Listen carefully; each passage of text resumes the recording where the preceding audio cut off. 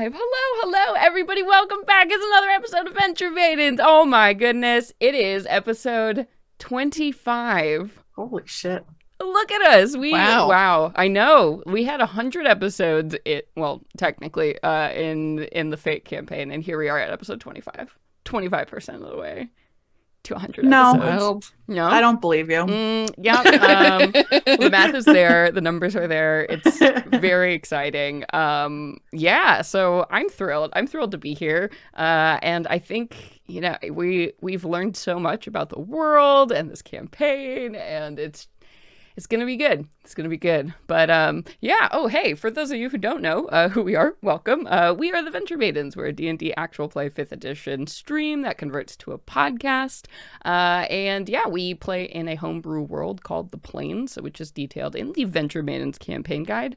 I should say also this is a very adult-themed stream, so you can expect mature themes in all of our episodes. We just keep a general content warning for body horror up just because, graphic fantasy violence. Also, for this episode and the next episode, we do have a couple of darker themes, content warnings you should be aware of, including references of harm to children, grief, and psychological horror are going to be big themes in this episode and the next. So if those are things you don't feel up to handle right now, this may not be the stream for you to watch or the episode for you to listen to.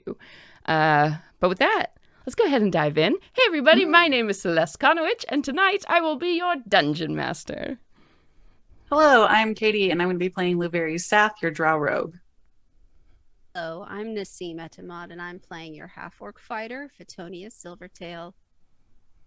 And I'm Sage, and tonight I will be your blissful bard, Aoife Flannery. Yes, and not only are you just all those, you're also a little bit monster right now. But we'll get to that when we do our recap. But before that, something very exciting that we actually didn't announce on screen or while we were recording. So I'm going to tell you now. At the end of last time, we all leveled up. Yay! So we are now all level 5, which is super cool. That's really when class features start to pop off, and we've got a lot of good stuff. So before we do the recap and before we, dive into the action, I wanted to go around and give everybody a chance to say what they've got at level 5 and what cool new stuff we can expect to see. So who wants to go first? I'll I'm pretty go. basic. Oh, okay. All right. You Oh, basic, As a girl. fighter. You get it. She basic, but we love it because we get that extra attack finally. Oh, so good. Yes, finally. Finally. Yeah. And obviously a bump up in our proficiency bonus. So Cool. Yeah. a lot of big numbers now. Yeah. Mm-hmm. Yeah. Oh man, extra attack is just killer. I was very excited for you all to get extra attacks because I keep thinking you should have them already in combat. So there we go. God, twice as much. Unfortunately, damage. only Tony gets it. Whoa, when when do rogues get it? They never do. They never do. All right, 'cause They only have sneak their attack bonus and- action. Okay. Yeah. Yeah, you do enough.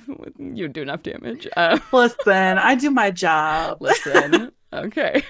All right. Well then, So speaking of rogues, what does Lou get at level 5 now?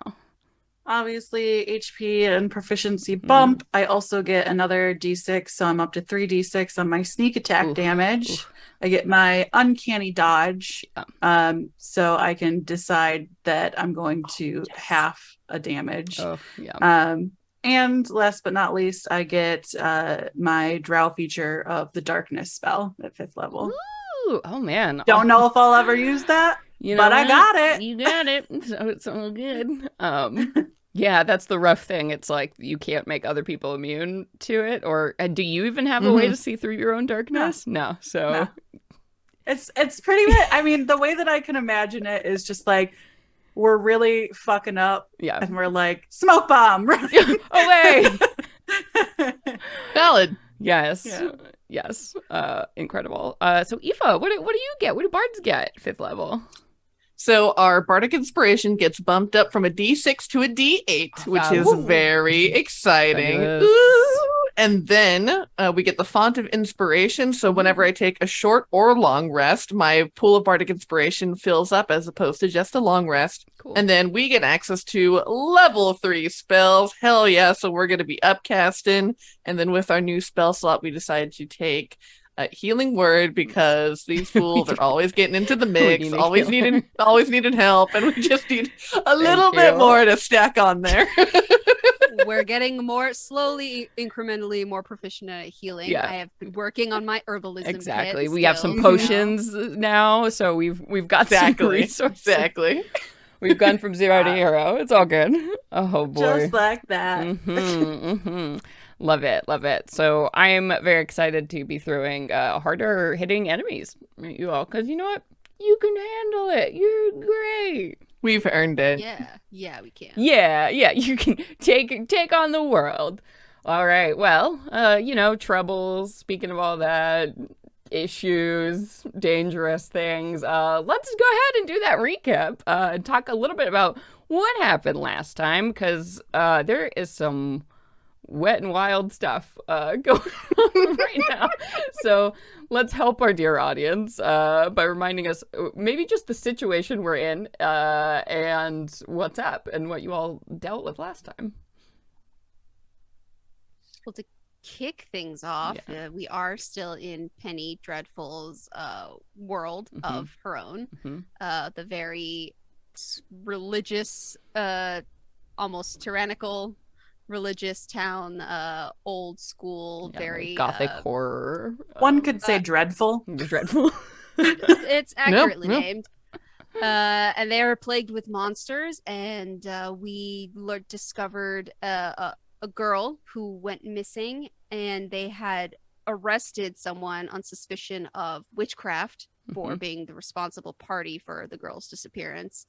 And also, so I jumped over. I wanted to tell everyone that we are monsters, or we have monstrous traits in this world as well that we have all explored here and there.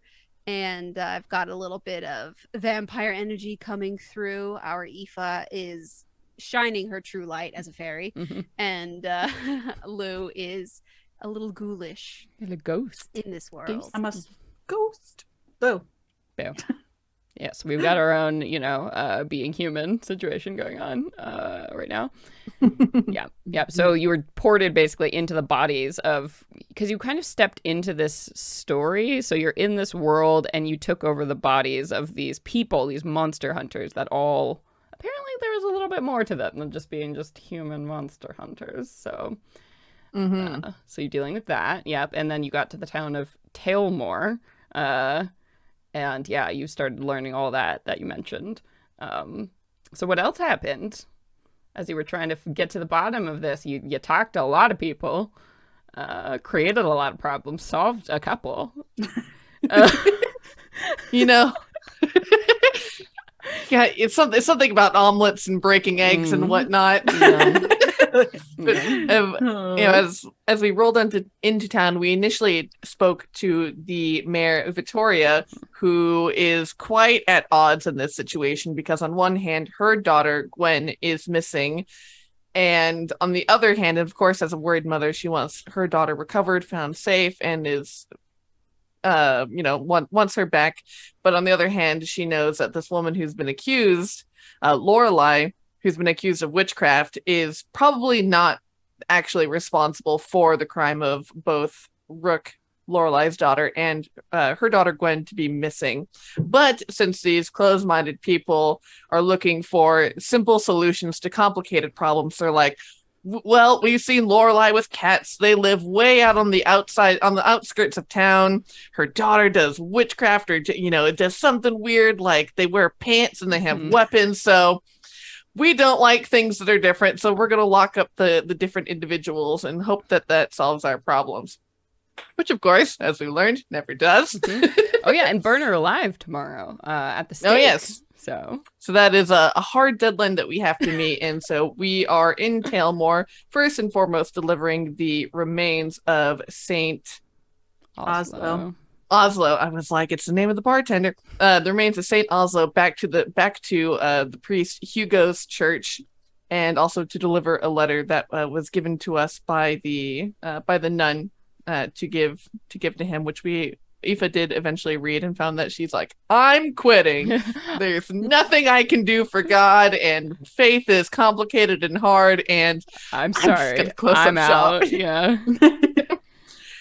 And so we got this opportunity to speak to Lorelai after Aoife used a bit of her fey magic to beguile Hugo into letting us not only talk to her, but to take her live. But as we spoke to Lorelai, she was steadfast in her insistence that she stay locked up in the cell, because if she leaves and this problem is not fixed, or if she's not cleared, it's only going to continue to create more problems for her, for other townspeople, and for Rook, if Rook can be found safely somewhere. So she's like, well, y'all do whatever you're going to do. I'm going to stay here, probably burn alive tomorrow, and like, that's it. We're like, well, okay. Yeah, her big thing was like, if I leave here, that just proves, guilt. So by staying, she's giving you that very slim window to prove her innocent. And in this world, there's literally nowhere else she can go. This is it. All the other towns and every civilization has basically been destroyed around by these monsters, by these undead creatures. So if not here, there's nowhere else. So we're definitely dealing with a delicate and complicated situation. So having heard her input, we decided to go about the town and see what other leads and information that we could dig up about who Gwen and Rook exactly are, aside from Rook having our personal connection to who we know her, but who Rook is in this world, and where we might likely found them. So Lou did some reconnaissance. Yeah, so Lou broke off. She was like, I'm not good at talking to people. Good luck, y'all. So she went over to their little like cottage in the woods to see if anything was missed when their house was raided, when they took Lorelai. She didn't find anything inside, but she did outside, like next to a shrub, find like a little like doggy cache, like buried in the dirt. And she was able to find a little puzzle box that had Rook's, like a note from Rook in her writing that basically said, Gwen's in trouble, I'm going to save her. And in that moment, Lou was like, great, I'm going to take this back and show everybody what I've accomplished. And in that moment, her ghosty tendencies rose up, and the paper just went through her fingers and just was sitting out in the open for anybody to come across. And she was like, well, fuck, and then started running back towards town. And then Tony, what did you get up to? You had a fun encounter. I thought I would visit the local folk, their local watering hole, and see what the crazies thought. And it was a little too hard to swallow.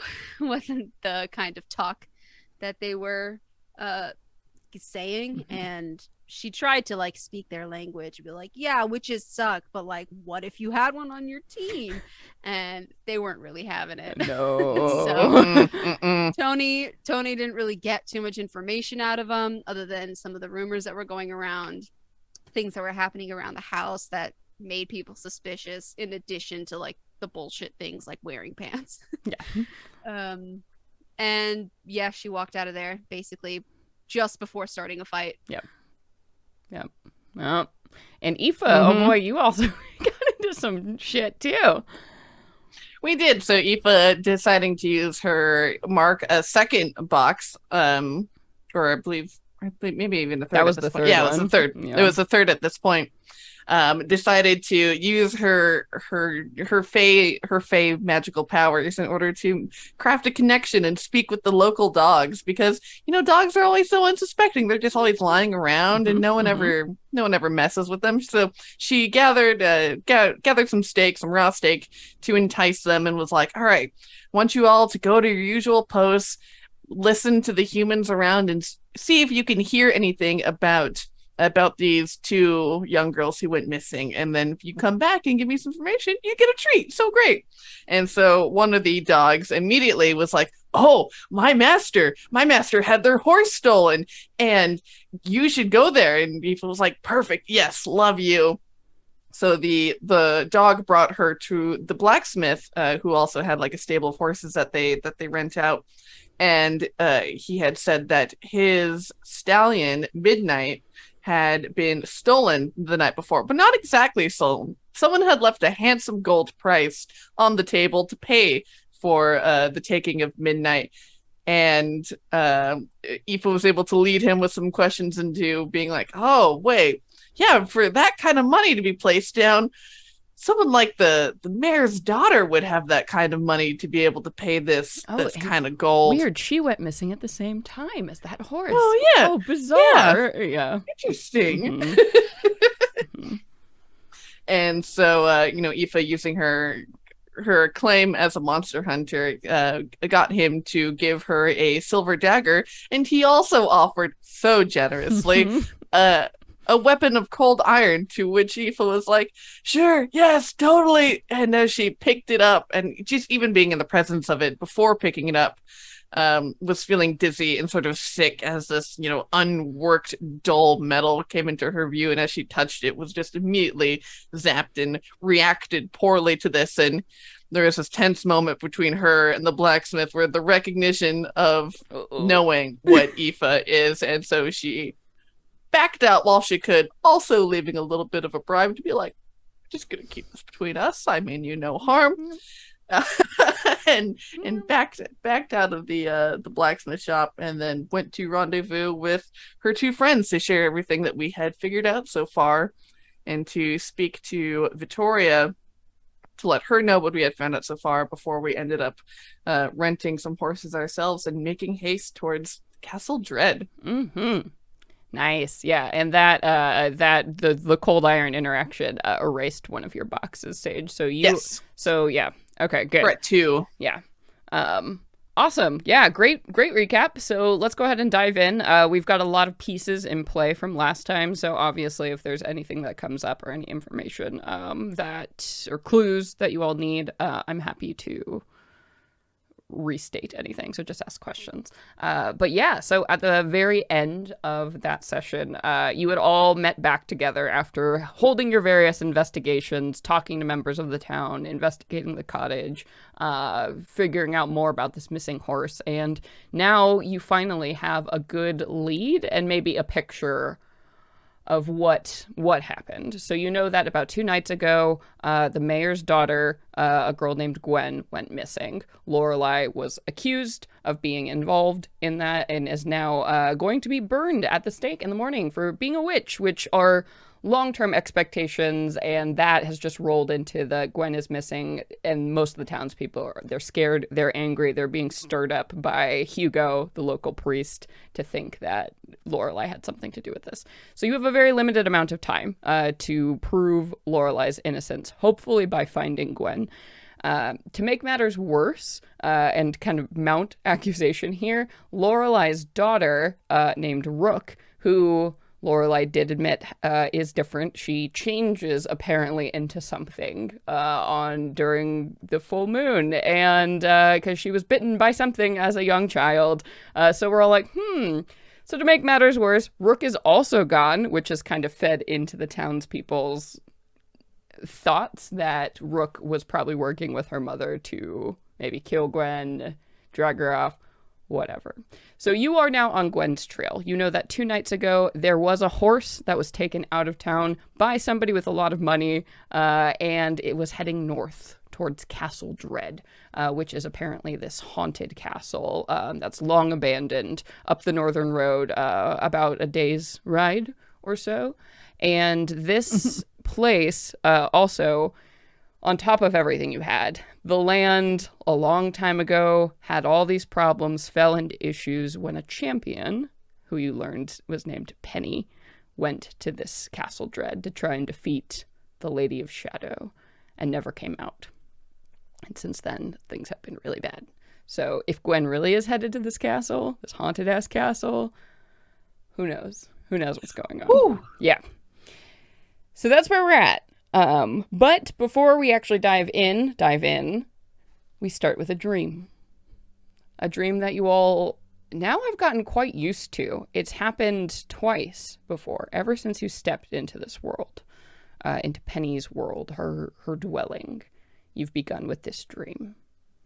So you find yourselves back in that familiar study with a roaring fire and the plush carpets, and you all, as your young selves, huddled in jammies and blankets, with this woman on this rocking chair in front of you, the same woman you've seen now twice.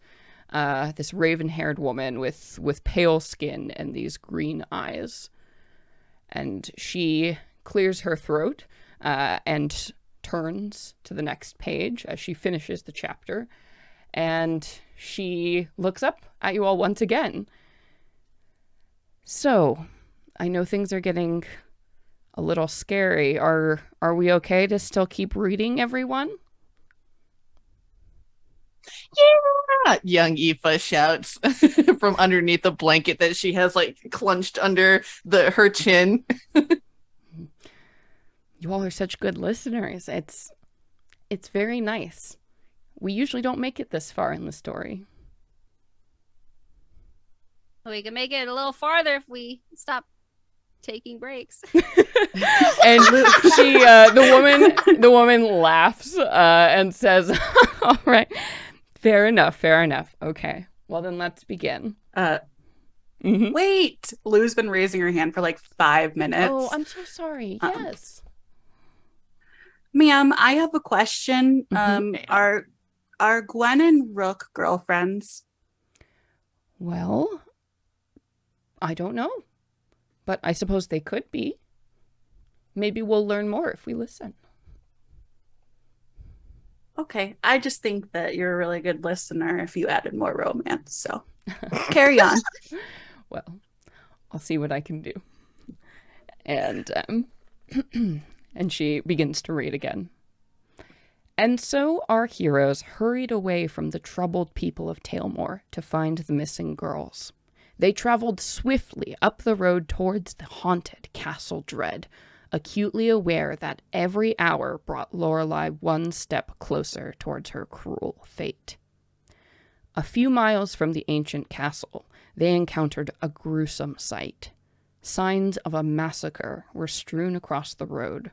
Shredded remains washed clean by the pouring rain left our hunters wondering if they were too late to save the mayor's daughter. And as this happens, the dream fades away. And just as was described to you, you all are back in those hunters' bodies. All three of you on horses that you had managed to get just at the end of last time. Vittoria had given you her purse so you could make haste to follow as quickly as possible on the trail of Gwen and potentially Rook. And you've been riding hard, like pushing the horses as fast as they'll go because time is of the essence. And with the pouring rain and everything, it's been miserable.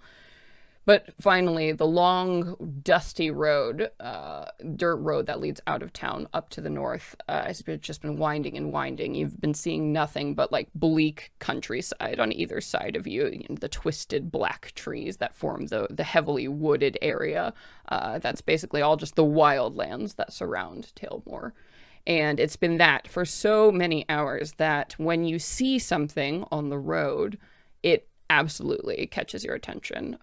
So you're maybe 100 feet away or so from this site, and it is hard to see through the pouring rain. There is absolutely, it just has not let up. That light drizzly rain has turned to a full-blown storm at this point. So you can just see the outlines, the shapes of, it looks like bodies heaped up along the road. And yeah, forms just off the side. And so here you are, about 100 feet away or so from this.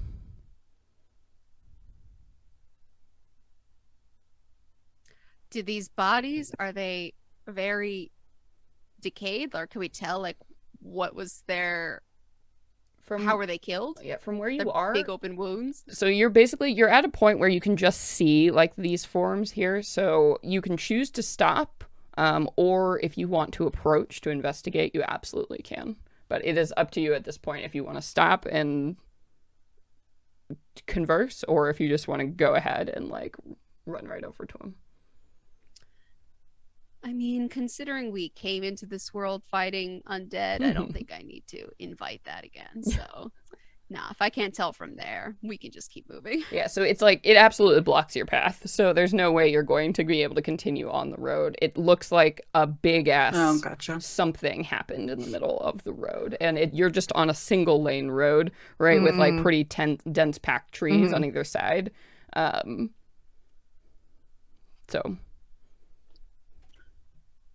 And I think we gotta clear the road if we want to keep on with the horses. That So- or hop off, walk through dense forest. I don't like that. I don't know. I mean, we should investigate. For all we know, this is gonna be Gwen, one of these bodies, or something like that. I'd hate for it to be, but I No. think that we can make most haste if we check it out and then clear our way so we can continue on with the horses. But definitely we should keep our guards up because things don't like to stay dead anymore, as it turns out. sure don't. All right, so you're going up to investigate. Right? Dismount. Yeah. Yes, I say we get off the horses here, tether them to the nearest tree, and then walk over ourselves so that they don't get spooked or run off or probably attacked. Okay. Yeah, so you can absolutely do that. There is no shortage of trees just off the road for you to, tie them off. And the horses stamp, nervously in the cold, kind of sniffing the air. You see their breath is becoming steam. But they seem grateful for the rest because you've been riding them pretty hard at this point. So they all huddle together for warmth kind of under the tree. And you can absolutely approach. And so when let's see, it was late afternoon, I think, when because the sun had basically it was just dawn. So you spent a few hours in Tilmore. So yeah, let's call it, it's like late afternoon at this point, moving into evening. So 5 p.m., 6 p.m. So the sky above is still really cloudy, but there is that gray kind of light that comes through every once in a while between those black roiling storm clouds in the sky. So you can see pretty well as you get closer to these. And just as you suspected from the road, it looks like there were quite a few of these humanoid bodies that they're shredded. You see limbs torn from pieces to pieces, and just viscera that has been ripped out of bodies. So there's some intestines over here and this, and if it wasn't raining, you are sure the scene would be just red with blood, but it has soaked into the earth and washed away in this time. So it's hard to tell exactly because most of the bodies aren't intact enough to get a count, but at least 6, you would guess. And then one on the far edge probably catches your attention the most, just a little bit out of the road. You see a very large, dark body of a 4-legged creature that might have been a horse. Go check that out. Yeah, so you look at it just with a cursory inspection. Yeah, it looks like the remains of a black horse that has been... I mean, you can make a medicine check, but there's it, like the rest, it just looks torn apart. Can we make as monster hunters, any kind of check to figure out what could have done this? Yeah, I like it. I like it. I would accept. Yeah, what do you want to use? I think investigation or arcana, nature would all be good. Survival? Medicine, survival, maybe. I could see the case for any of those. I can do an investigation. Let's see. What do we got? What are we got? What's going 13 plus 8, so 21. Holy shit. Okay. Yeah. So looking around, yes. At least 6, maybe 8 body part enough are here. For your investigation, you would note it doesn't look like there's anything missing. like from any of the human bodies. So like all the pieces are accounted for, like they've been just kind of shredded up and stuff. Large pieces of the horse are gone. So maybe they've been consumed, would be your guess. And it does look like the wounds on the horses are more like something that would happen with like teeth or bite marks. You find a few on the horse. As you're looking at the other bodies, they've mostly been cut clean, like sliced through. So you think whatever took apart the bodies was not the same thing that took apart the horse. Hmm. And I think you would also, that was a really good investigation check. As you're looking at the bodies, there's something odd about the flesh on all of them. It's gray and soft, and like in the way an undead's body would be, as opposed to a human that just died in the last bit. So you think these were probably undead creatures.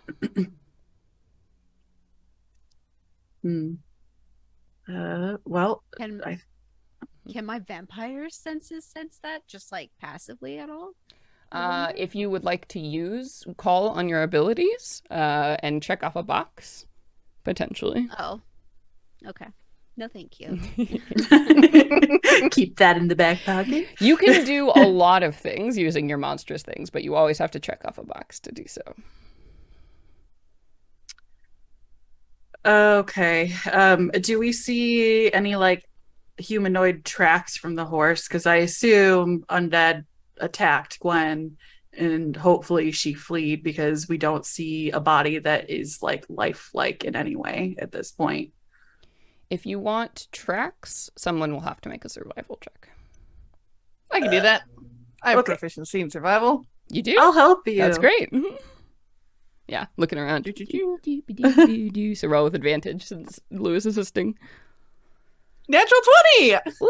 Oh, Jesus Christ. All right, you guys. All right. 24. We've only What rolled do you see above with your 20s so far, so hopefully we're getting them all out now.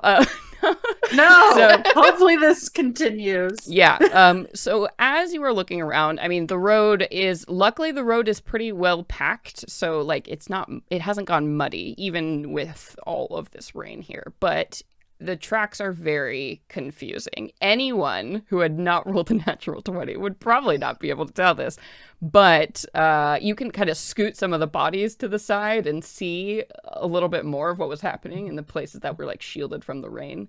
There is an absolute confused mass of steps, and it looks like heavy steps are kind of drag steps, something that you would probably, the monster hunter in you would be like undead, like the weird shuffling way they kind of walk. And you can see these tracks lead off the road, on the road, like into the woods. So it's probably an ambush.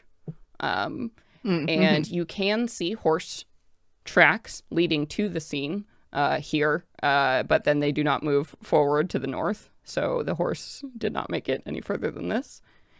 You don't see any human prints moving off, or I guess on either direction at this point. Like normal, not undead tracks, just the ones from the east and the west side that came in through the road.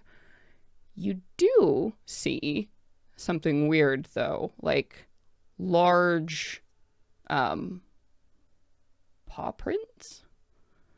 Yeah, I had a feeling. And the paw prints do seem to lead off to the north. Oh my god. Is she riding on Rook's back? They're totally girlfriends.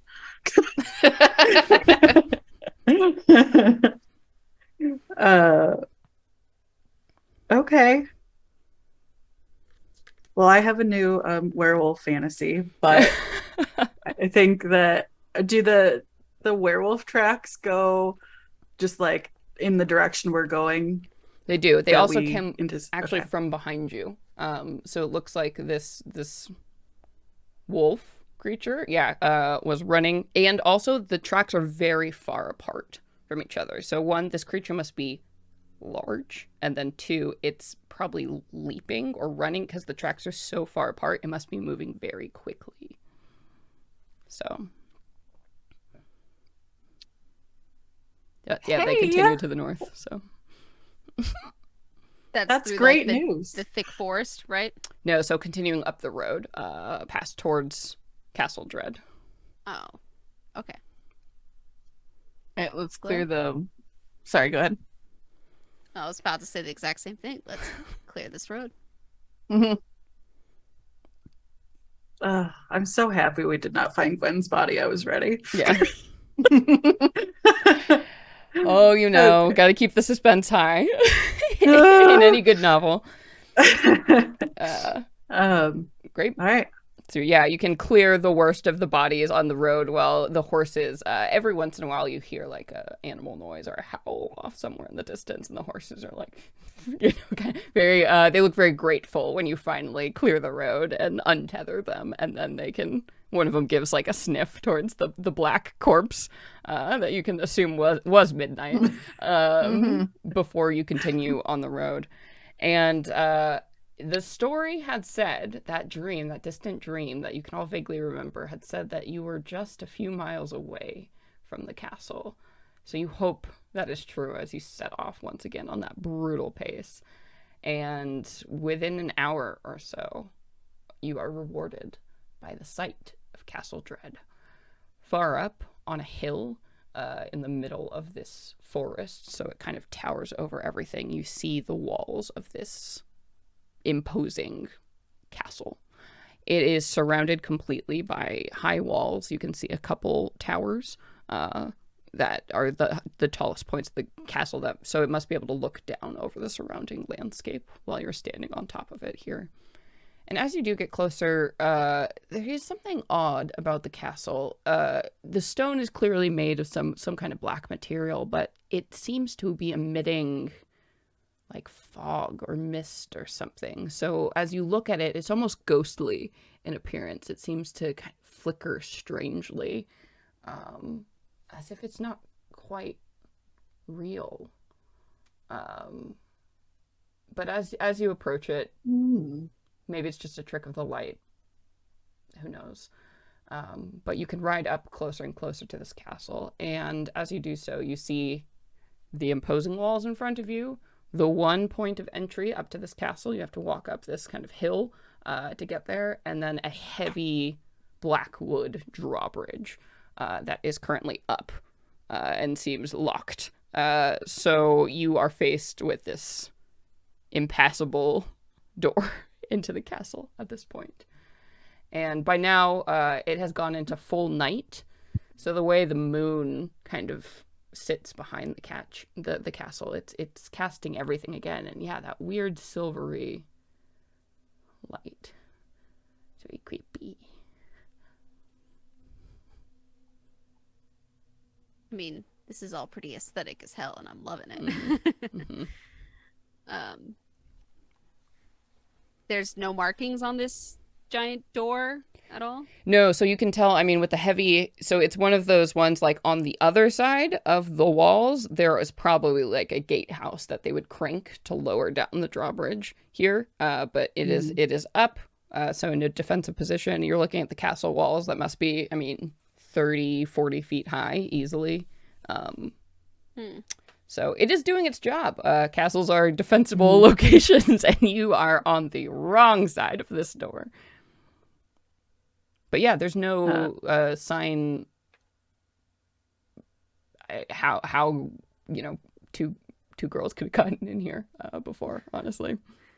Well, how tall would you say that these walls are? About 40 feet. 40 feet tall. Okay. Well, I mean, How far away is the drawbridge? So there's no like moat or anything here, so you can walk up right up to it and touch that bad boy if you want. Oh, okay. Yeah. See. So it's Blue's the height of gonna- the castle seems to be like, you know, in place of moat, because the castle it's pretty much just sheer rock on the other side. It's just this like narrow trail that you've walked up to get to the drawbridge. Mm-hmm. Lou kind of like puts her hand on the door, and then she's like, "No problem," and she's gonna just start pressing her hand through and start phasing through Cool. the front door. Ghost as hell. Hell yeah. All right. So you checking off one of your boxes to go incorporeal. Mhm. Neat. Yup. Have you gotten used to it by now? You've done this a couple times now, or is it still freaky? No, I mean she had the bout where it was not helpful at all. So, Lou being the control freak that she is, she's just been like remembering what went right and what went wrong the couple times that this has happened, and she's like, okay, this time I'm good. And it still feels fucking weird. Like a little fuzzy feeling all the way through her body. And then suddenly, like when she gets through to the other side, it feels like her being just like snaps through all the way. Yeah. Cool. And it's just weird. Yeah. She hates it, but it's sick as hell. Yeah. So are you going up to 2 or 3 check boxes at this point? 2. All right. Yeah. So you check that off, and as you do, you step through, and almost like stepping through a curtain of water, you find yourself moving through this door. And as you pop out on the other side, you find yourself, you're in like a thin stone room that has like doors on either side. And then there is clearly behind one of the doors is actually slightly ajar, and you can see some kind of like large mechanism inside. Okay. While I'm in here, I would like to be stealthing. Sure. Yeah. Because I don't like being by myself. All right. That is a 9 plus 10, so 19. Yeah. You feel very like you're a ghost. Like no one can see you. Yeah. So I'm going to go ahead and make my way quietly into that room and hope for like a lever or something. Yeah. To bring the bridge down. Yeah, you do, and you kind of poke through, and there are those like little narrow arrow slots on the outer wall that you've passed through that people could use to stand and shoot people standing outside of the gate on the other side. So you have just enough light kind of coming in from the silvery moon to be able to see what's going on here. And as you come into this room, yeah, this is clearly like the gatehouse. There's this like large cranking chain mechanism. You can see a couple of different levers and like weights that are clearly used to raise and lower the gate. So it seems like, yeah, if you can figure this out, you can absolutely lower the gate and let your friends in. You can see there's a bunch of like dust and rust on it, so it hasn't been used in quite some time. So if Gwen and Rook got in, this is not the way they did it.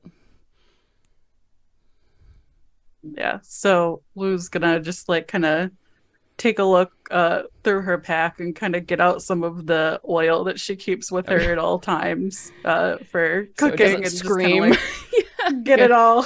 Yeah. And then she's going to, after like looking at it and figuring out the system, try to crank open the gate. Oh yeah, and you make stuff like that's your whole thing as a covert operative. So I think this mechanism is relatively simple. So you figure it out. You oil the correct places. So yeah, it won't be horrible. You do know it is probably going to make some noise as you lower something this heavy down, but you can minimize that. So you do, and on the other side, Aoife and Tony, you would hear like there's a puff of dust and like some suction that comes off of where this gate is, and it slowly begins to lower, that crank, crank, crank, crank, crank, crank, crank, and you can move out of the way quickly, and there's the boom when it settles down and the floor kind of shakes. Even you, Lou, on the far side can feel that in the foundations. But I am the image of the grimace emoji. Just I don't know if Tony ever really caught you doing your ghosty business before. Oh yeah, like, I don't maybe think out of a brief corner of her eye during that fight. Yeah, because she was standing in front of you. Well, you did see her jump before, into the body of the. I guess you didn't see her do it. Jump into the body of that white that you killed. Yeah. Tony just like shakes her head for a second. It's like, God, I keep forgetting you can do that. I'm like, I mean, great job. Convenient, but thanks. weird. Yeah. And Oh, okay. yeah, Lou, you can very quickly figure out that the other door opens up, and so you are standing in outside now. So you were just outside that little gatehouse, so you can see your companions on the other side. And yeah.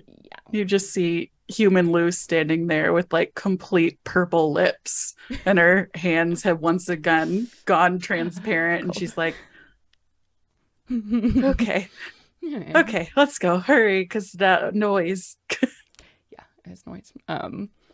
Yeah, so now you all can see what is inside of the walls here. So the big four walls formed the outside of this castle, and now you are standing in like a courtyard of like well manicured, or at least it was at some point, grounds that were probably nice, like gardens and all kinds of stuff that people could, be outside in. And at the heart of this large courtyard is the castle proper.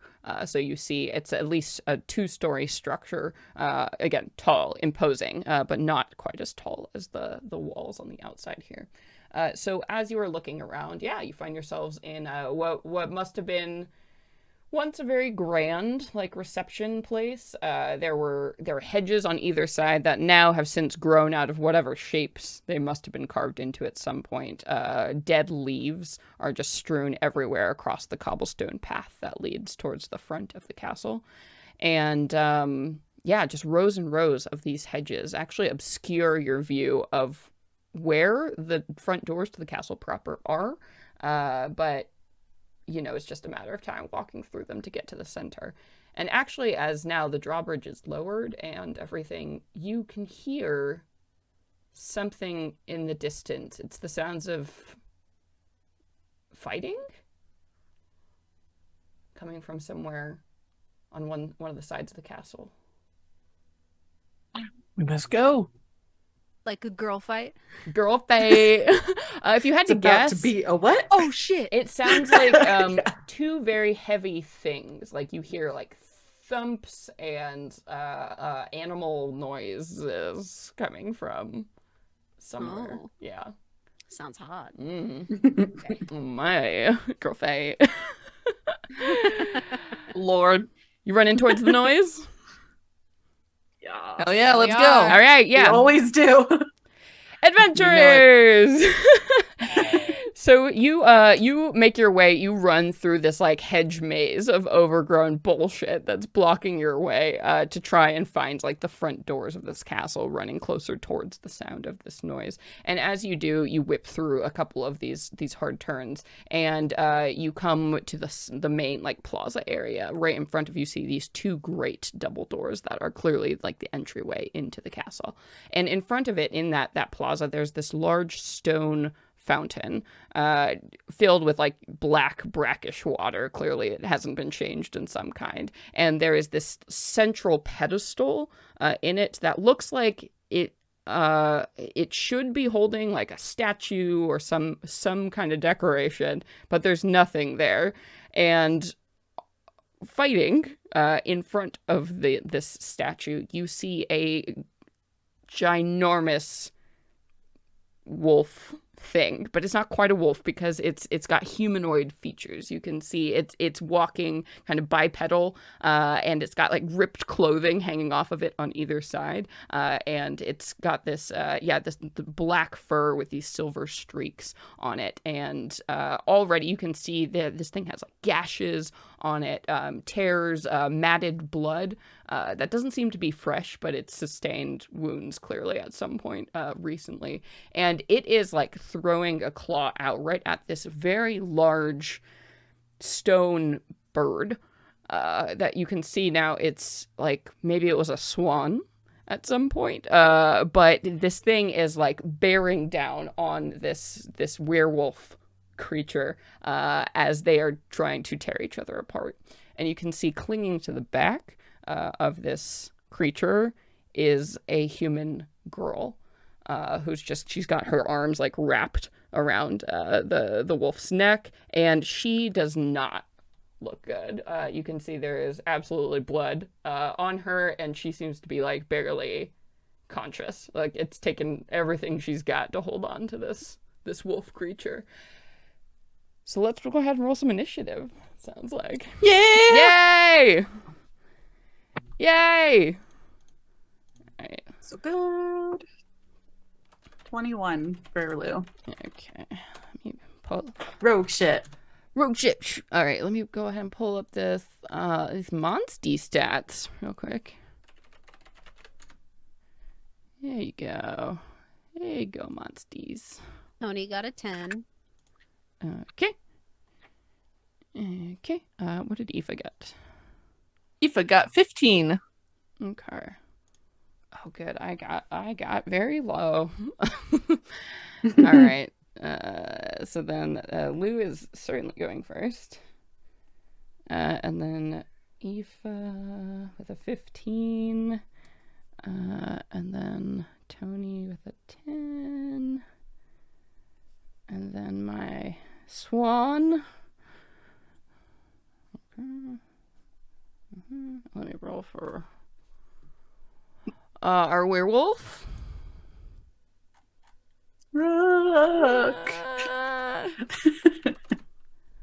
Yeah, the werewolf looks weirdly familiar for some reason. Its hair is like really fluffy and kind of curly. It was a little weird. We know who it is. We know put A and B who it is. together. Okay. All right. Wow. Wow, Rick. You're slow as a werewolf. What's up with that? She does look like she's lost a significant amount of blood. Both of them have. Clearly, this is not their first fight of the day. Cool. So, all right. So in initiative, you have so Rook, the werewolf. Safe to assume it is Rook, yes. And this giant stone thing, which may have been sitting on top of the fountain, based on the platform at this point, are struggling violently with one another. You can see it does look like this creature, the stone bird, can fly. So it is kind of struggling to lift off, and it seems like Rook is using her large weight to keep this thing like dragged down onto the ground at this point.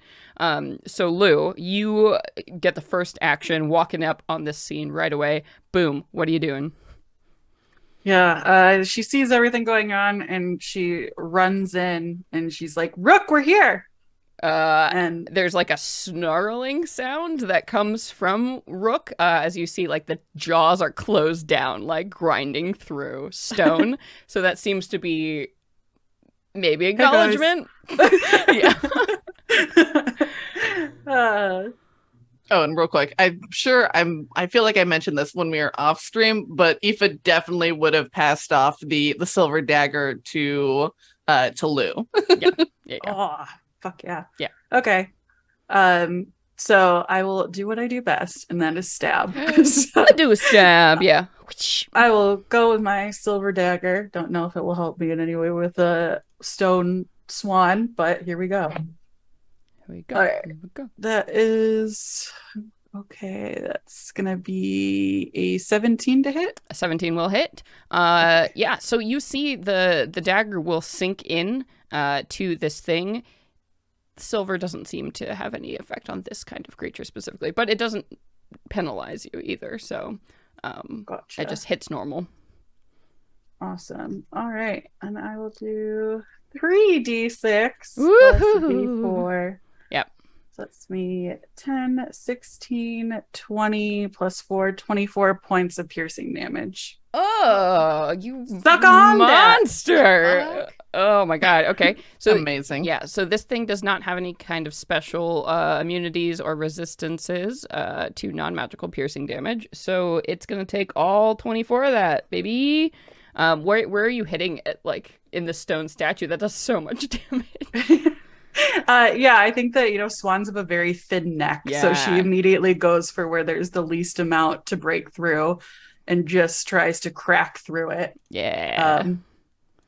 And she's going to go in with her offhand with one of her knives and try to just in the same spot, like Yeah. push through Club so the she head can try to off. Yeah. snap the neck off. For sure.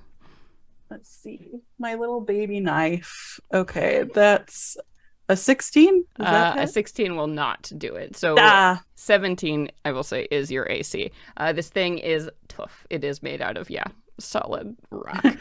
So you try to It's a brick stab house. in, and it just bounces off. You just can't quite get the grip you need. dope. And then that is going to be my turn. Okay, sweet. And then that is going to carry us down to Aoife. So you can see this thing was stabbed. It can be harmed. Haha. And to think I almost picked the spell Shatter for my Oh. But damn it! Next Well. time. Next Oh, time I well. attack you with a stone swan, you'll be ready. I'll be ready. So first things first, saying that, assuming that this is poor dear Gwen, who is hooked around Rook's neck, and we're going to see for the first time Aoife use her bonus action to do a healing word. Ah, wonderful. So how does healing? I always get confused with the healing spells. How does healing word work? So it's a 30-foot range, and she'll get back 1d4 plus my spellcasting modifier. So, we rolled a 4, so she'll get back 8 hit points. Nice. Okay. So she gets back 8. Very good. And then yes, she looks much better. But that Heck also yeah. probably means that she doesn't have a lot of hit points. If that much was like that's the scariest the thing you've ever difference said. between life and death. I will say, Aoife, as you are doing this, you are focusing on Gwen and casting the spell on her. You see her for the first time. And even through the blood and everything and like the dirt of somebody who's been traveling hard, there's something very familiar about her. That raven black hair, the pale skin, and these like green eyes. So familiar. feeling really bad right now. Yeah, maybe that's how you feel in the heat of combat. It's probably like, I'm not putting it together. Who? Yeah, he's like, yeah. You can that? see her Yeah. her little eyebrows kind of furrow as she's like squinting, and she's like trying, and she kind of shakes it off, and she's like, "Oh, we'll think about that later." Yeah. And then, Oh, what does your healing word look like? Actually, we haven't seen it. Ooh, so her cure wounds has that sort of like ethereal stitch. So I think her healing word, I think, is just like a big slap of a band-aid that you just see just kind of magically appear, go Safety. First aid, amazing. And yeah, as your magic washes over her, she kind of like sputters to life and goes wide-eyed, and that's when you catch that like green gaze, and you see she smiles at you, and she's lovely in a way that makes you feel just great, shiny. Interesting. And then so Aoife has all these train of thoughts begins running through her mind, but she quickly brushes them away to deal with for later. And pointing at this creature, she is going to unleash a vicious mockery upon this stupid stony swan. Stupid swan. You're made out of stone. That's dumb. You probably you're can't such even an fly. ugly duckling. And so, if it can take psychic damage, I need it to make a wisdom saving throw DC 15 now, since we got our level up. Ooh, that's nice. All right, here we go. I certainly did not make that. Stone swans, Hell yeah. not wise. So it'll take 3 psychic damage, and will have disadvantage on the next attack roll it makes before the end of its next turn. Really and good. that is her turn. It's a great damn turn. It's vicious mockery is a cantrip, right? So you can use it like that? Okay, Yep. Cool. Cool. So let me write disadvantage on next turn. Cool. Right. Then that is going to move us along to Tony. Our Lou moved forward, Yeah. right, towards the Stony Swan. Yeah. And Aoife's closer to Gwen. Aoife hasn't moved. I Didn't think move. both those spells are. But also Rook is like right on the swan too. So you've got no shortage of allies that are right there. I will throw myself into that tussle and make sure I stay within 5 feet of them. Yeah. And I have my shield out so they can get up +2 to their ACs. I get that as well. Cool. And let's Oh, the plus try 2 and to your attack. AC, is that part of your fighter's stance? This was something I wanted to clarify. Was that part of your fighter's stance, or is that something you get from your feet? It's oh well, I get something. It's within 5 feet. You and allies gain +2 to armor class for the duration. So you have to when you assume take a special defensive stance. So Yeah, what? but I can do that at the end of my turn, right? Like it's not an action to take a stance. I think it is. It's a bonus action, I think. You can or- use a bonus action to take a. Okay. Yeah. Yeah. So as long as you take the bonus action to do it, then they will get Yeah. that. Okay. Right. So not yet. Then I'll attack first. Nice. All right. Use my great sword. Go for it.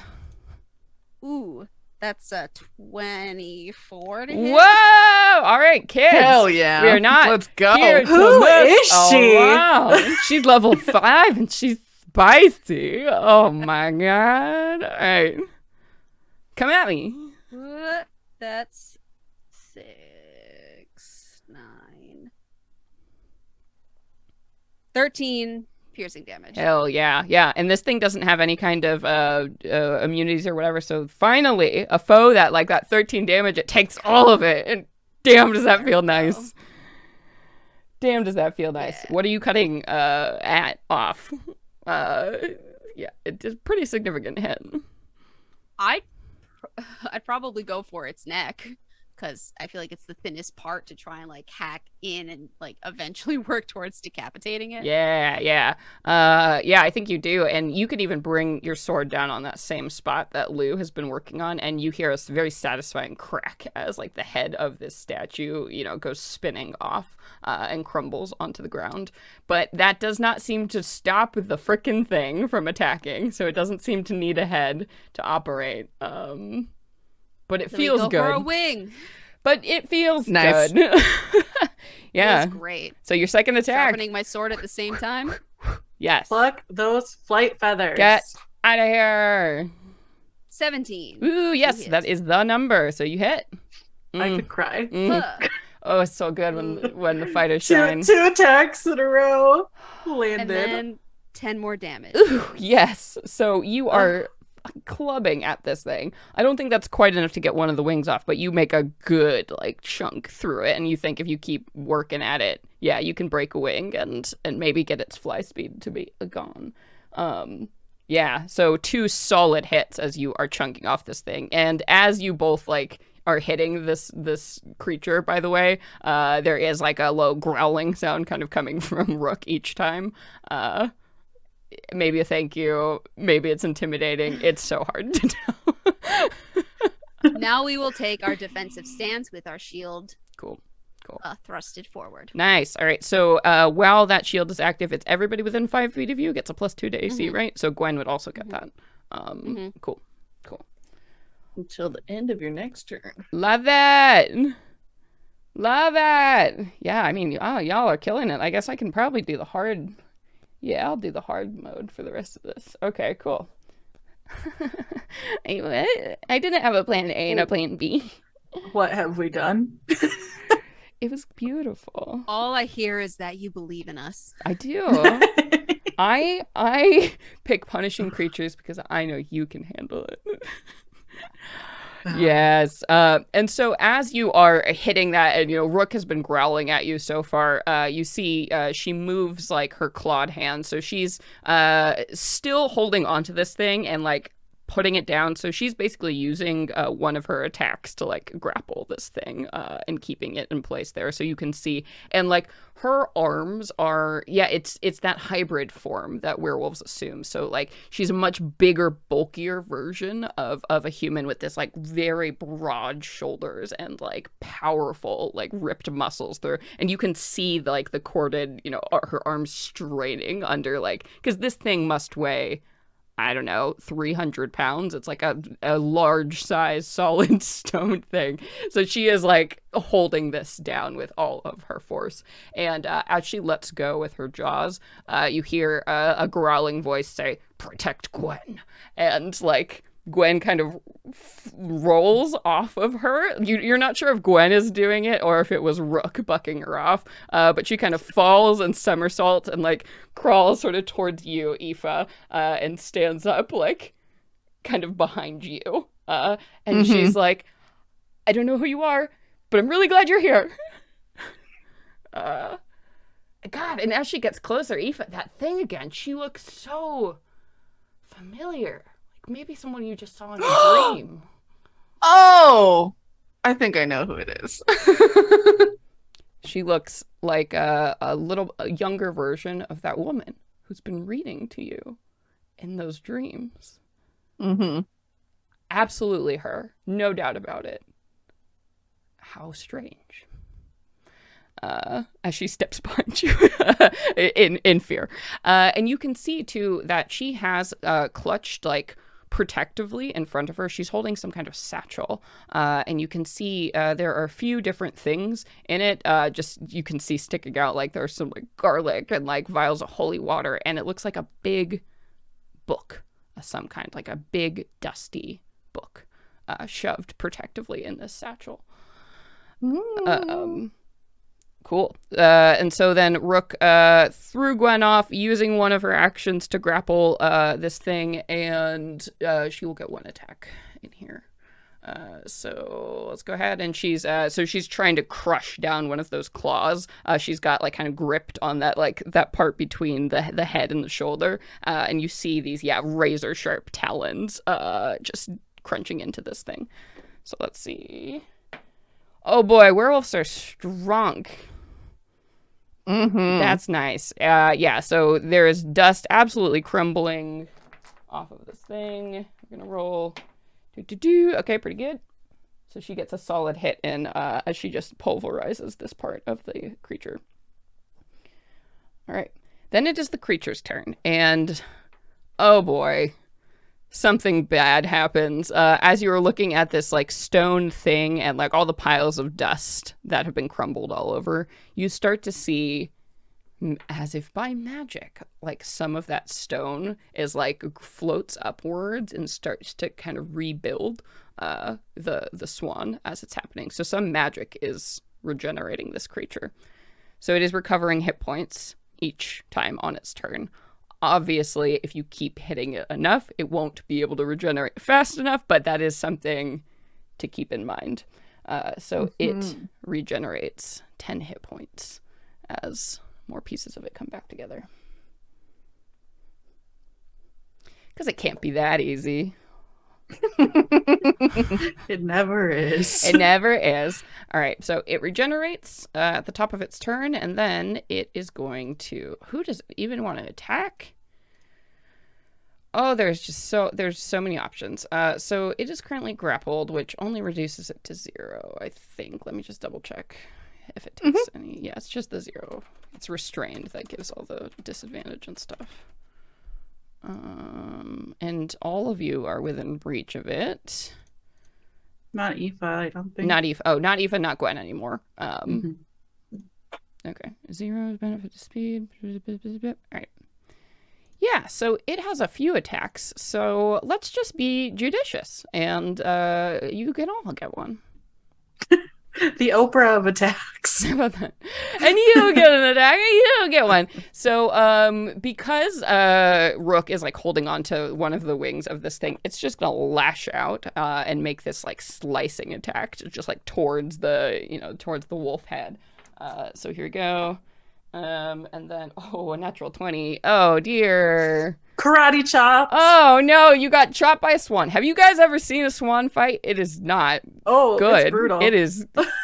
Swans are fucking terrifying. Okay. Ow. And I rolled max damage. Are you? Oh my god. R.I.P. Rook. Well, Rook's dead. Wow. We came here for her funeral, as it turns out. So she's not dead, but oh wow. She looks really, really bad. Like she's gonna go down next turn if she gets hit again, because she already had a shitload of damage. Oh boy. Okay. So a solid hit on Rook. Oh shit! That was at disadvantage. Oh yeah. Yes, indeed. Great. Okay, then I'm just gonna roll normal. Never mind. Woo! Doggies. Woo! I mean, I got an 18 on the die on that one, but it's not Not a That's crit. not critical. Okay, I was gonna be That'll like, save oh your no, life. this will be really hard without Rook. Okay, sorry guys. All right, cool. 8 damn, that's fine. I mean, Rook still looks pretty fucked up, but that's not. She's gonna take 26 damage with the other one. So Jesus. yeah. That's a heap big Jesus amount. Christo. Mm-hmm. Okay, so it gets a solid hit off on Rook. It looks like it was fatal, but maybe the skull of a werewolf is much harder than you think. Makes sense for Rook. Makes Big sense. skull. Hard-headed. Mhm. It's our superpower. All right, and then we have 2 kicky feet though from the swan. So 2 talons. So one coming at you, Tony.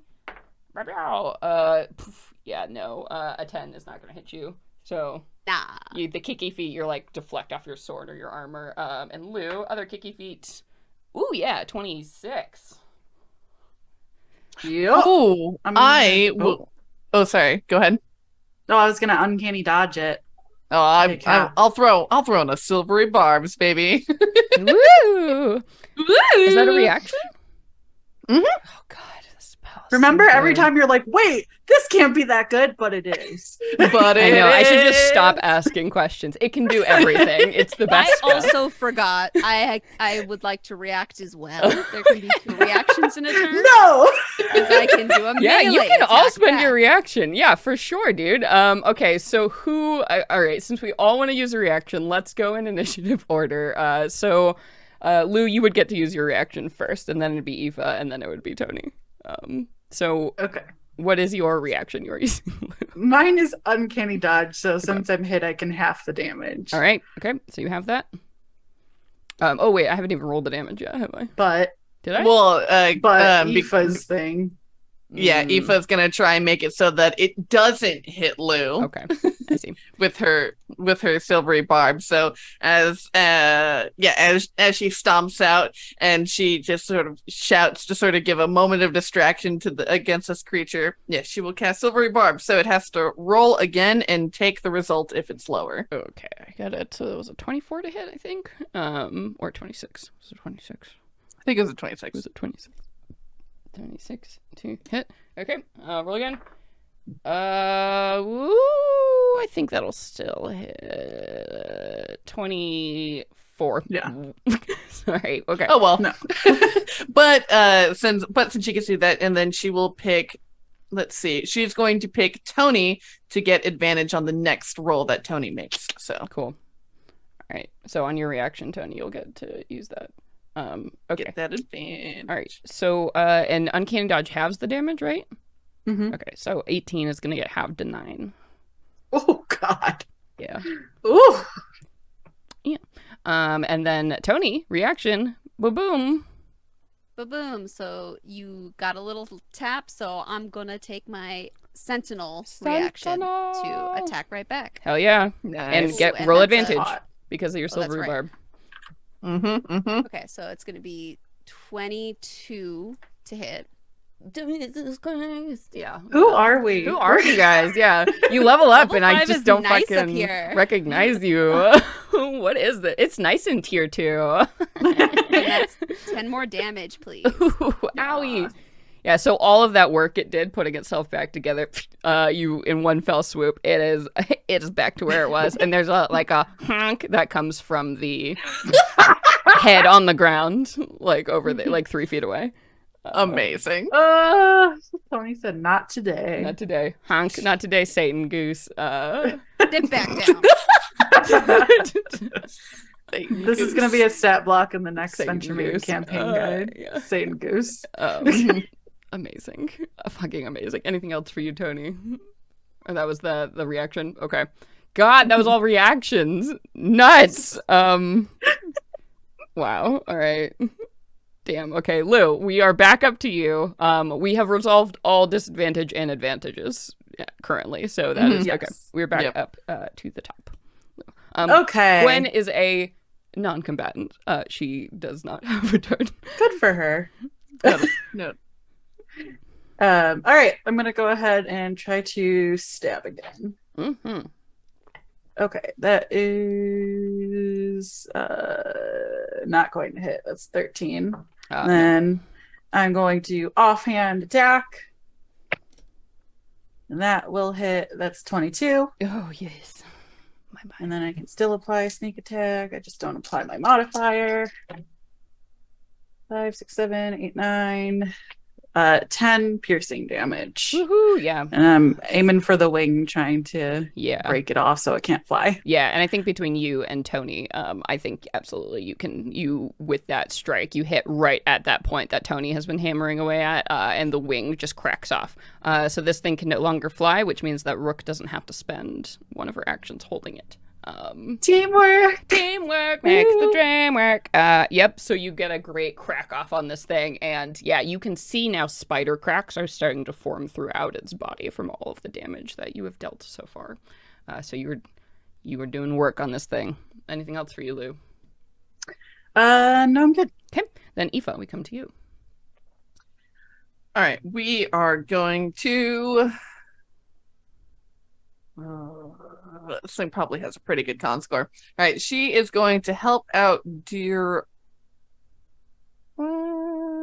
Yeah, she's going to help out dear Rook here, and she's going to give Rook a level 2 cure wounds. Neat. As we see her as her werewolf flesh gets stitched back together. So Rook will heal back. Rolling real quick. Oh, 8 plus. We'll get back 10 HP. Oh, nice. And then nice. Aoife will use her bonus action to give Tony a bardic inspiration. Hell yeah. That D8. It's so nice to have a bard in the party, ain't it? Advantage. Bardic inspiration. Healing. It's so good. So good. So your Gift little that keeps on giving. Yeah. The bards, yes. The gift that is me is bard. And that will be her turn. Yes, so your little charm glows warm in your pocket, and you feel empowered. Wonderful. And then Tony, we come to you, freshly inspired, feeling great, doing work. And we are gonna slice again. Yes. Huzzah! That's 17 to hit. Yes. Heck yeah. Yes. Beautiful number. It's my favorite number today. That's a good number. It's the AC number. It's a good number. Can I add that D8 to the damage? No, unfortunately not. Okay. It's just the one type of bard that lets you do that. Yeah, that's just No. Valor bard? Valor? Yeah, it's Valor. Yeah. Valor Bards. Yeah. Yeah, I'm with it on these 7s today. That's another 10 damage. Shit. Yeah, you deal this damage, and this one is looking fucked up, dude. Good, because it's about to take another swing, baby. Bam! Oh. Okay, now we'll add our bardic There you inspiration go. because I was just under the number. Yeah. And that'll do, donkey. Yeah. Ooh, and since you used it on an Oh, attack, yeah, you get an extra kicker. Oh you my get God, an I extra forgot. little bit 'Cause why of not? juice. Oh, yes. So that creature, it has to make a Constitution saving throw DC 15 or take thunder damage equal to the amount that you rolled on the bardic inspiration die. Oh, okay, what I did rolled you... a 5. A 5?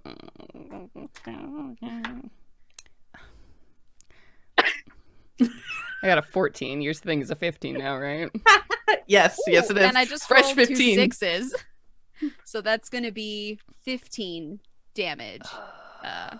Okay. All right. Mm. Tony, how do you fucking destroy this guardian swan? What do you... Amazing. Yeah. Oh, it's torn from limb to limb. Ugh. It's just like what's it, like a roast? Yeah, it is Rotisserie done. chicken Yeah, left, yeah. basically. It's everything pops off its arms and legs, and it's like this beautiful brown meat snack. It's glistening. Yeah, You basted it somehow in the process. Yeah. What? The thunder damage, that's what did it. Amazing. Oh yeah. Yeah, so I you love just you slice and dice in like a rapid movement. Now that this thing, you see the spider cracks and you're like, all right. So you just leverage your sword in just the right way that when you make contact with it, this thing just shatters completely and breaks into pieces. You know, the central body now sitting there on the ground, and you're all kind of waiting. I think there's a moment for it to like reform or move again, and it doesn't happen. And so there's that calm. And finally, you notice like you're in the courtyard, so like the light drizzle of the rain like starts again and kind of like flashes you back into the moment, because the minute you entered this castle, it was just like running. And so there's that pause, and it goes very, very quiet, other than the sound of the pattering rain and like the heavy breathing of this wolf creature around you. And as you all are standing there, there's you see Rook kind of starts to contort, and her body just bulges. You see it's almost like water is kind of moving under her skin in a very like painful way, and you hear some like cracking sounds coming from in her as she shrinks down into she looks pretty much exactly like she did, because she was already a human before, so she doesn't change very much, but she is a little bit different. Like her clothing clearly is of the same period as you all, and she's there on the ground, and she's kind of like falls to all fours and retches for a moment. Clearly this was not a painless transformation. She kind of holds up a finger, and she's just like in there for a second. And Gwen runs over from behind you, Aoife, and is like, "Thank you, you saved us. That you're all incredible. Who are you? Oh, I'm Gwen. Sorry. What's going on?" Before you fucking say it, I'm Yeah. Tony. I know, I was about to put my finger on her lips. I'm Lou. Great. And I'm Aoife. And it's glad we got here just in time, it seems. Yeah, we as you can see, and she kind of looks over at Rook, who is not having a good time still over there. It's been a hard night, day. I don't even know what time it was. We were hoping to get into the castle and maybe find somewhere to rest and that thing. And anyway, yes, you did show up just in the nick of time, it seems. How funny how that works. But what are you doing? Why are you here? I guess I was going to ask the same thing. Are you... I don't recognize you. You're not from Tailmore, right? Nah, we're traveling monster hunters, and we had a load to bring back to Tailmore, and we heard from Victoria about how you and Rick have gone missing, and how Lorelai's to be burned at the stake tomorrow for being accused of witchcraft, and we're here to prove her innocence, to capture, bring you back and show that. Yeah, and you can see, her eyes go wide, and her already pale skin just goes colorless, like, as you say that, and she seems, she's processing all of that really, really quickly. She seems very surprised, especially when you say, like, Lorelai's about to be burned at the stake. She's just like, what the fuck, and she's like, wait, okay, well, monster hunters, that's so great that you're here. But I wish you had been here, I guess, just a day before. And I'm... How much do you know about Castle Dread? Do you know the legend about Penny, about all of this? The brief version. We know that Penny was consumed by the Lady of Shadows. Right, or so the legends say. But anyway, I've been working with Lorelai for a while, and to kind of, and she looks at all of you, like she's deciding something, and she looks at you, Aoife, and said, That was magic you were doing, right? Oh yes, we had a moment to speak to Lorelai, and she said that that you had been working with her that to learn the gift. So you need not fear us. Okay, I mean, that's great. You have no idea how hard it is to live with, or maybe you do. I guess you're in this world too. Yes, but I've been working with Lorelai, and I've learned a lot, and I've been trying to find a way to stop all of this. And she kind of points at just the sky and the world and those creatures. And it all started when the champion went missing.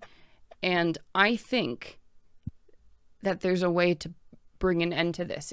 If we can lay the champion to rest, this Lady of Shadow, even, maybe it'll all stop.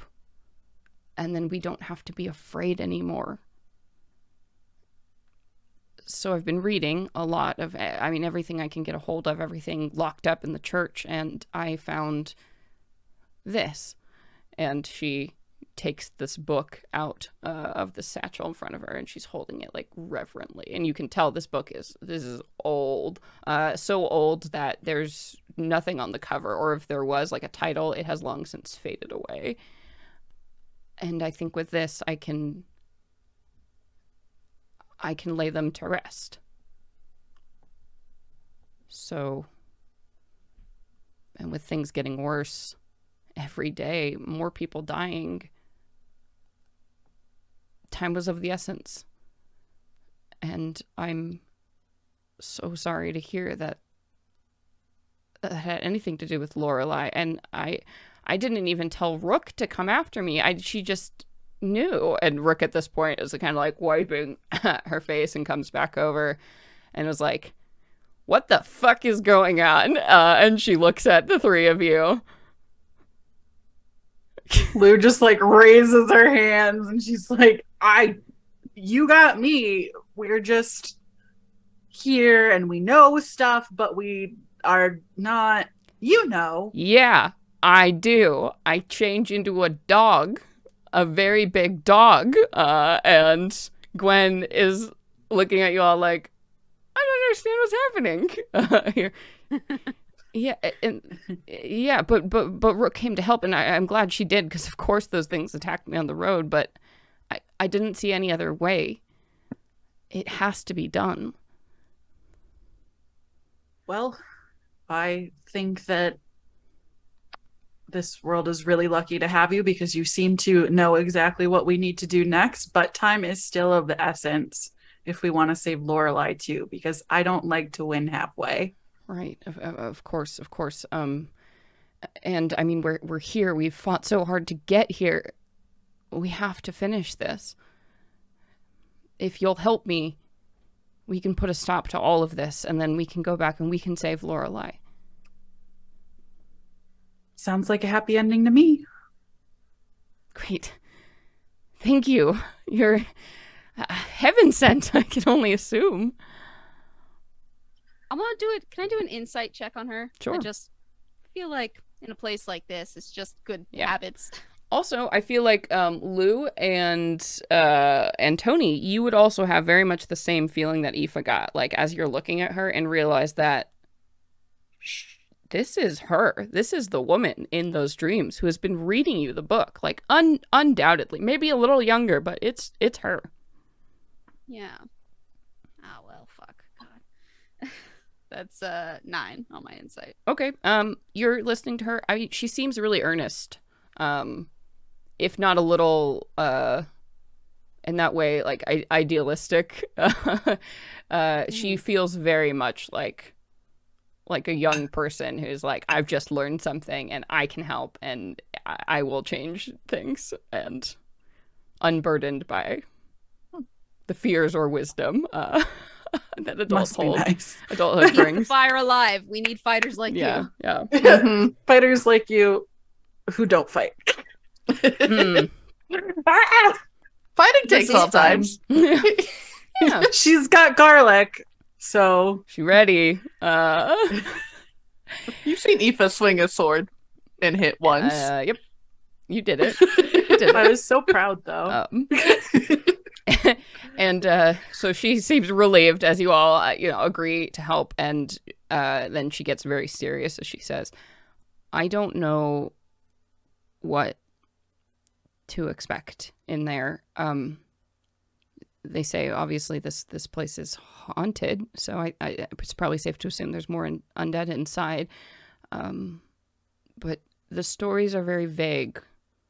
What exactly happened to the champion when she went inside, and even vaguer about who exactly this Lady of Shadow is. So I just want to express that danger and just know that you do not have to be part of this.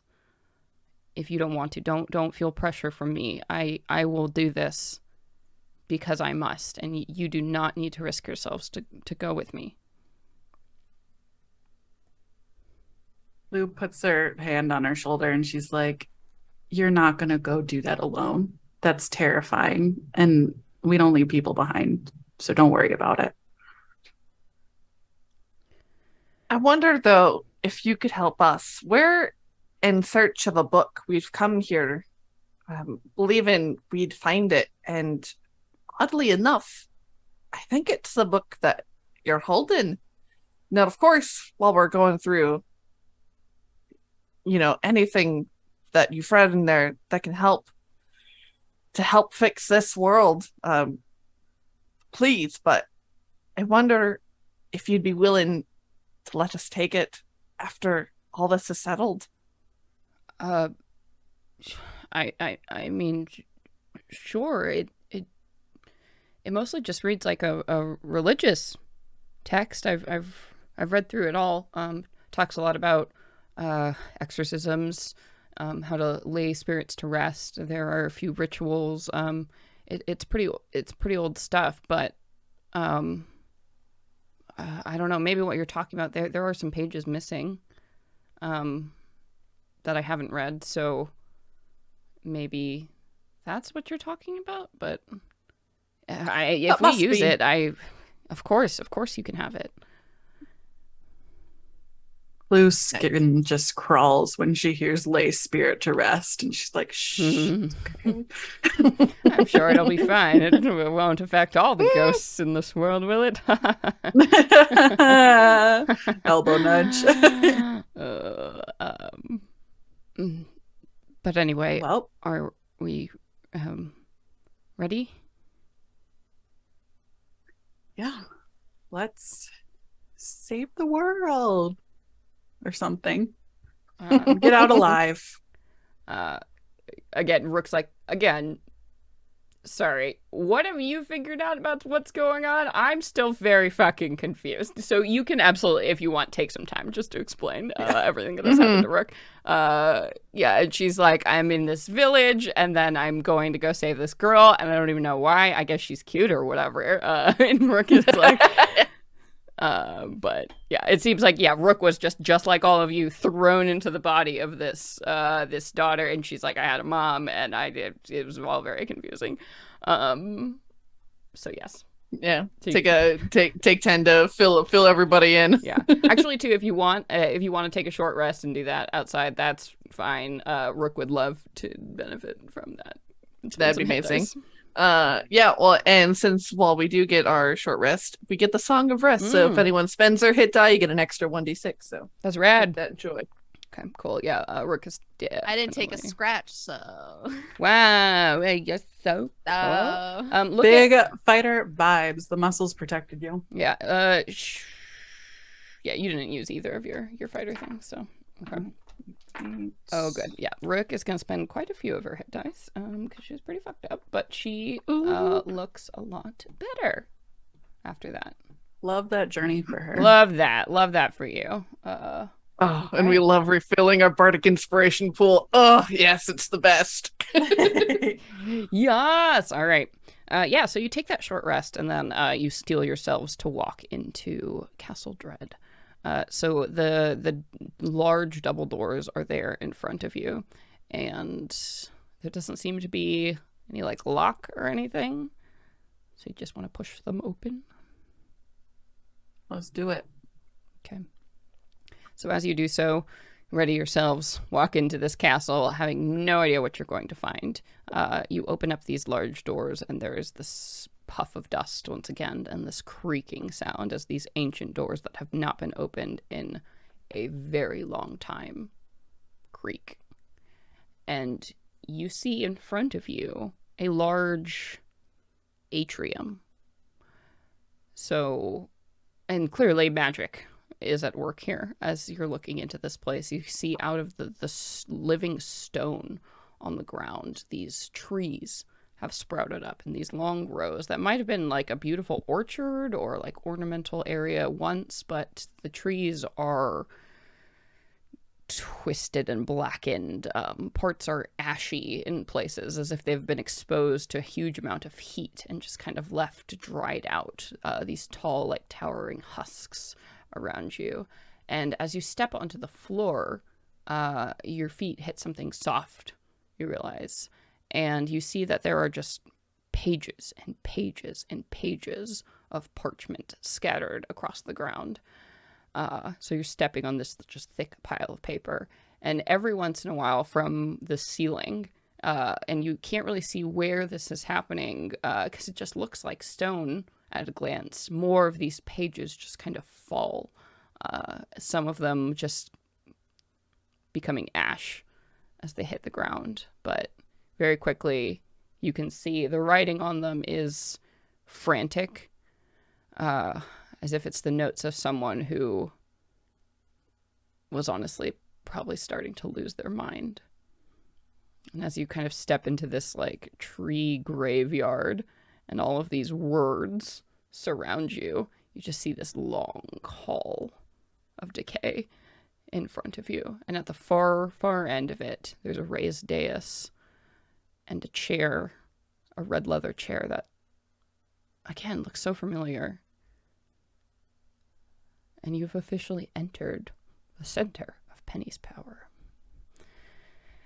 And that's where we're going to end the episode for today. You did it! You made it into Castle Dread! We done did it. We done did it. Level 5 is sexy. Yeah, that was a sexy fight, gang. I'm feeling really good about it. And I'm excited to use all my hard monsters. Yay! Well, thank you all so much for joining us for episode 25 of Venture Maidens. I'm really, really excited to record the next one and to share more of the story with you all. So thank you all so much for being here. If you like the show, if you're watching on Twitch, please do subscribe. Make sure to like. If you're watching on YouTube, like, follow, tell your friends, subscribe. If you're listening, leave a rating and review. It really does make a super duper difference towards growing the show. So thank you.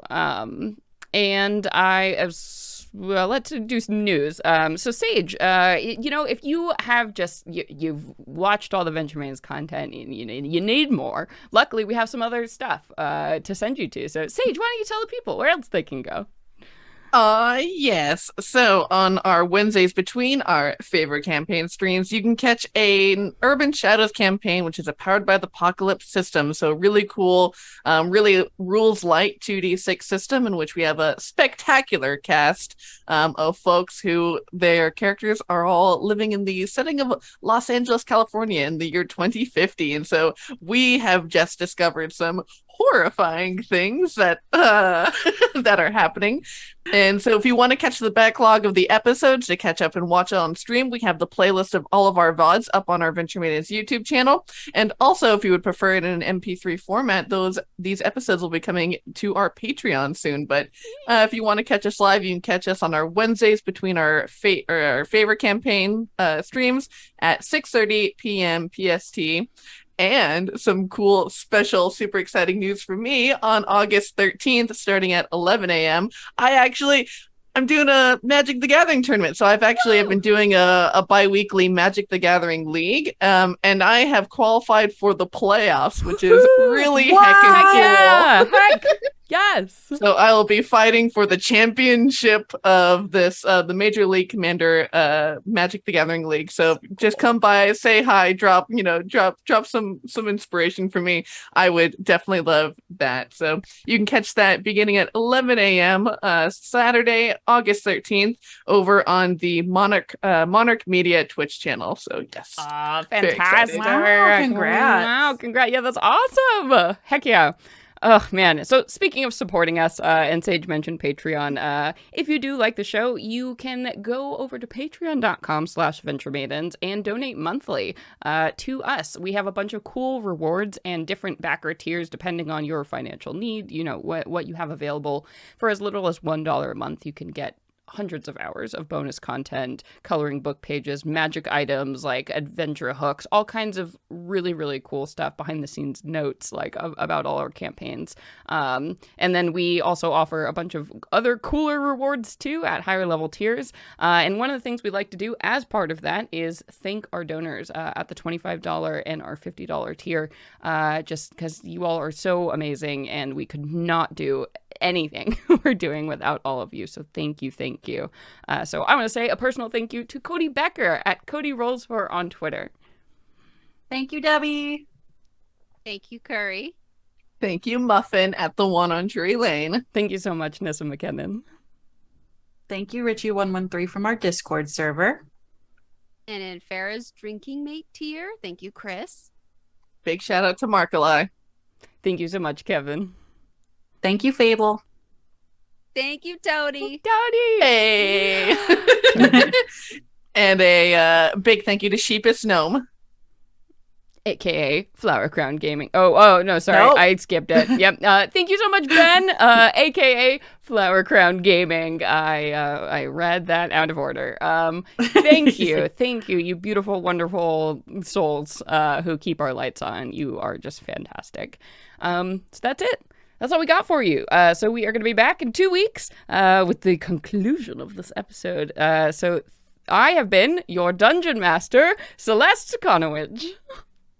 Hello, I'm Katie, and I play Luveri Sath, your ghostly drow rogue. And I'm Nassim, and I was your half-orc fighter, Fitonia Silvertail. And I've been Aoife Flannery, your satyr bard. Woohoo! I was also Rook, your werewolf dream girl. But that's it. That's all for now. We need a dating sim. Team Jacob. That's Oh my god. No. Anyway, until next time, everybody. Venture away! Venture away, everybody! Bye-bye! Recording stopped. Woo! Okay, so stopping Audacity, and then we're going to end this for a quick break.